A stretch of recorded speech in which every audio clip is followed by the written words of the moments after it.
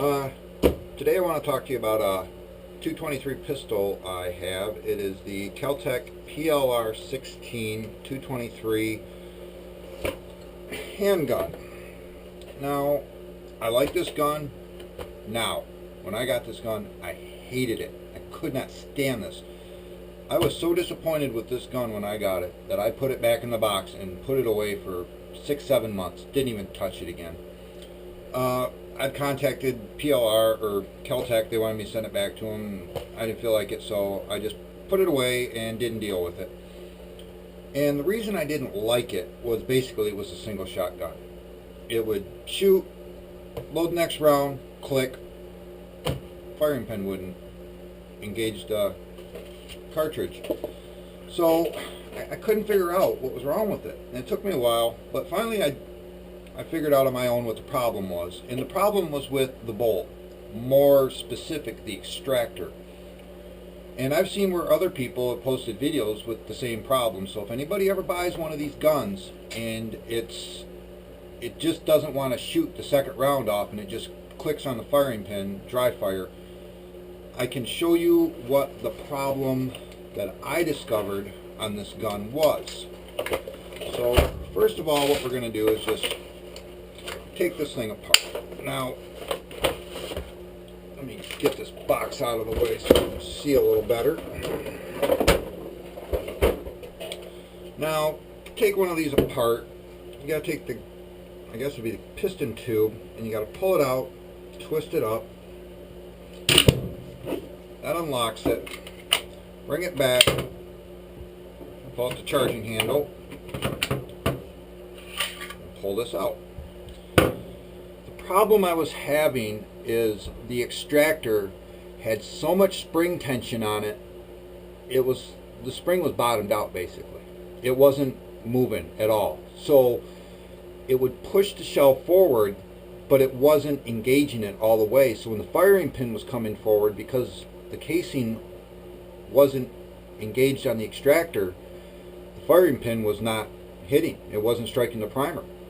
And it took me a little bit to figure out what was wrong with it. So what I did was I took the extractor out and I put a Rock River extractor in here and cured everything. The gun has run flawlessly ever since I did that. The gun itself I like. I really enjoy the gun. One of the things I like about it is it's piston operated.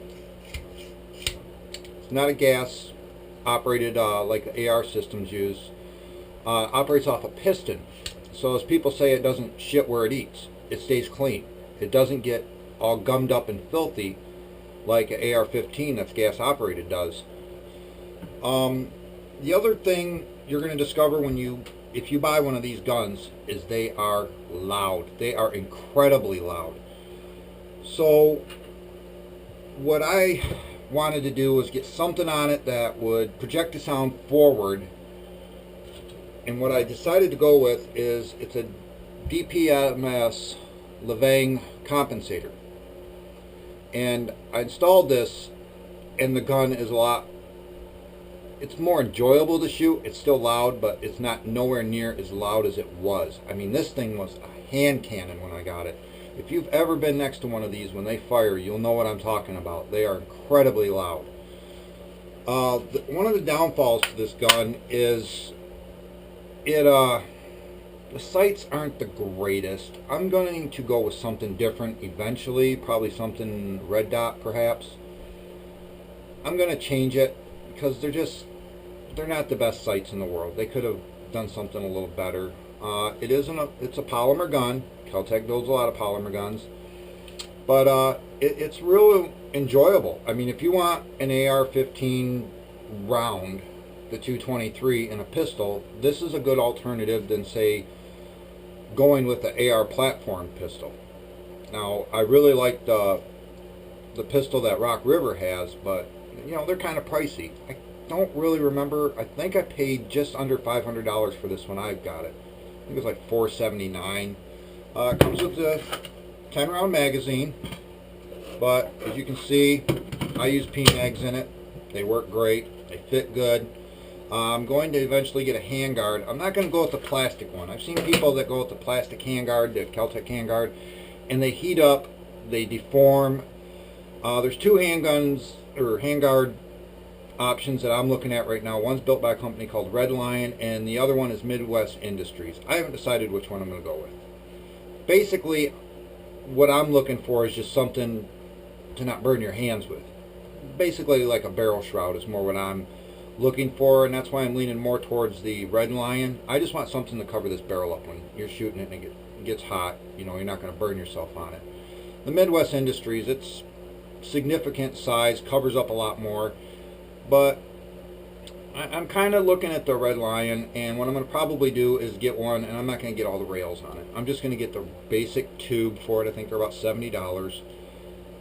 But the main purpose of this video I'm doing it for is to show you if you have a problem with this gun, and especially if you notice when you're firing off consecutive rounds, if it's dry firing, take a look at the extractor, because that's what mine was. It took me a little bit to figure it out. I couldn't understand why it was doing what it was doing, but I finally did figure it out, and that's what the problem was. There was just no spring in this thing at all. It was the one that came from the factory. It was solid.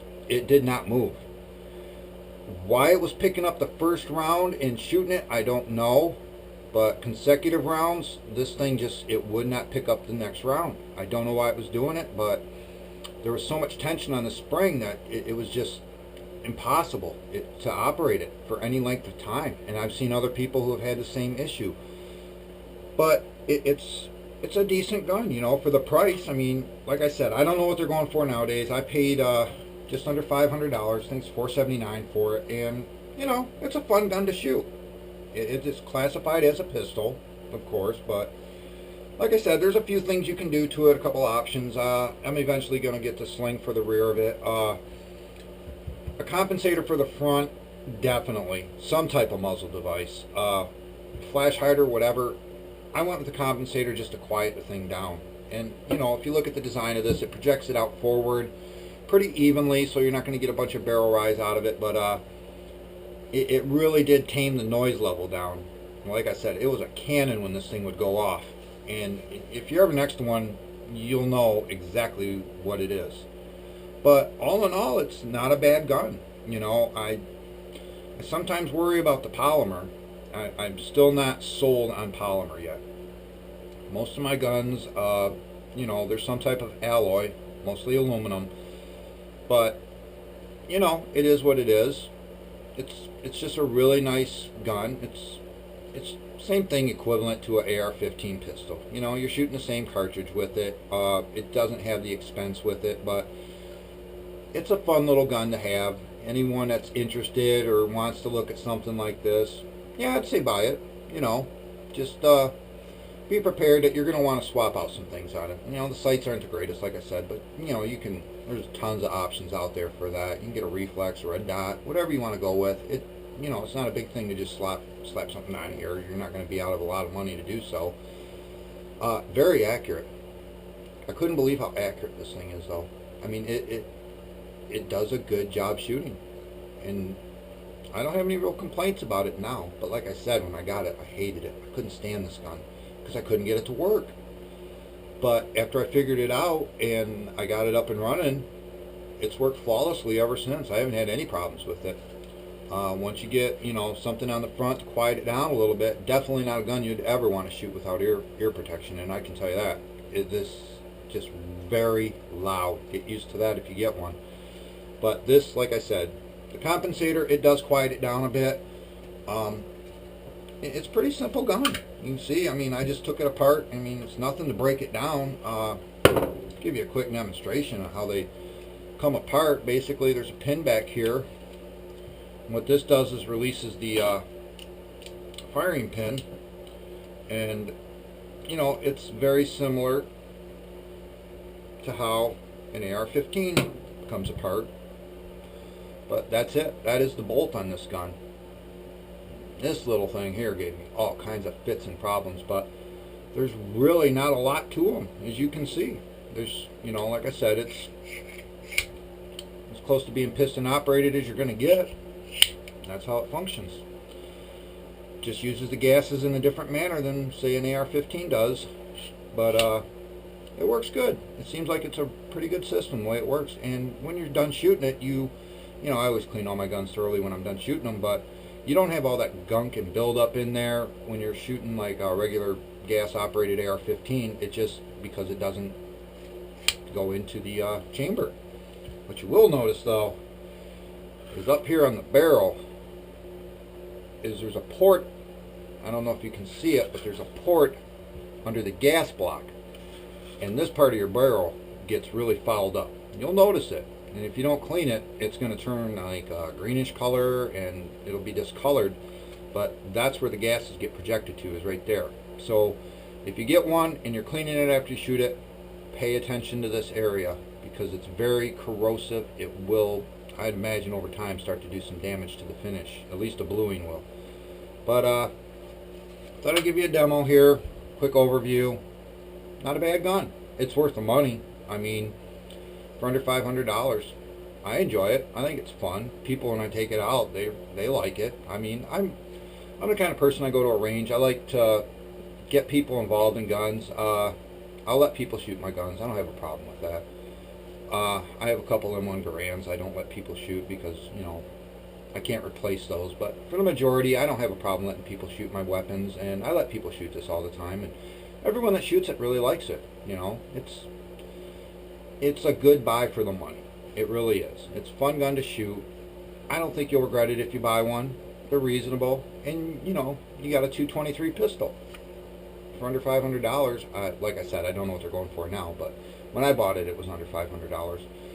But they're fun, they're enjoyable. So anyone out there who's looking at possibly a AR-15 pistol, you buy one, unless it's a piston operated like Rock River has. You know, you have the big buffer sticking out the back, and this works better. For me, it's a better option, and you know, it's easier to shoot. But like I said, there's a few things you're going to want to do.